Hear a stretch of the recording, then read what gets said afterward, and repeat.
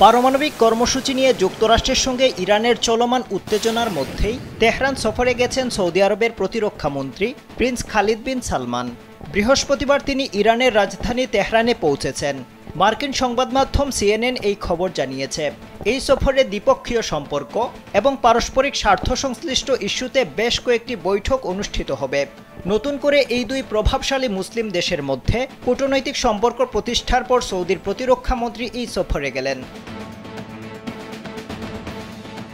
এর আগে সোমবার ইরানের পররাষ্ট্রমন্ত্রী আব্বাস আরাকচির সঙ্গে টেলিফোনে কথা বলেছেন সৌদি আরবের পররাষ্ট্রমন্ত্রী প্রিন্স ফয়সল বিন ফারহান। এ সময় তারা আঞ্চলিক পরিবর্তিত পরিস্থিতি এবং তা সমাধানের প্রচেষ্টা নিয়ে আলোচনা করেছেন।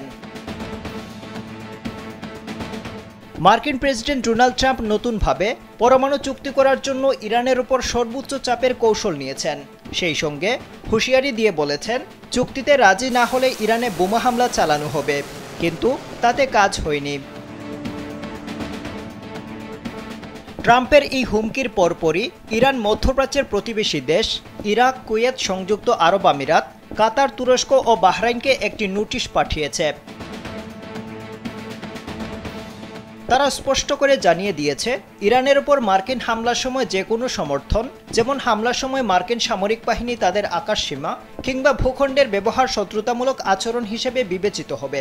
এই ধরনের কর্মকাণ্ড তাদের জন্য মারাত্মক পরিণতি বয়ে আনবে বলেও সতর্ক করেছে তেহরান।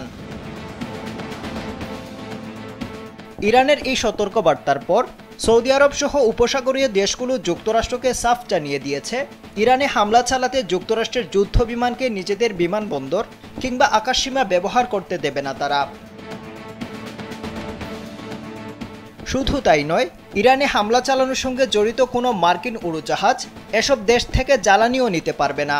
এমনকি হামলা সংশ্লিষ্ট উদ্ধার অভিযান পরিচালনার জন্যও যুক্তরাষ্ট্রের যুদ্ধ বিমানকে নিজেদের আকাশসীমা কিংবা ভূখণ্ড ব্যবহার করতে দেওয়া হবে না। আবদাল হুসাইন, কালবেলা।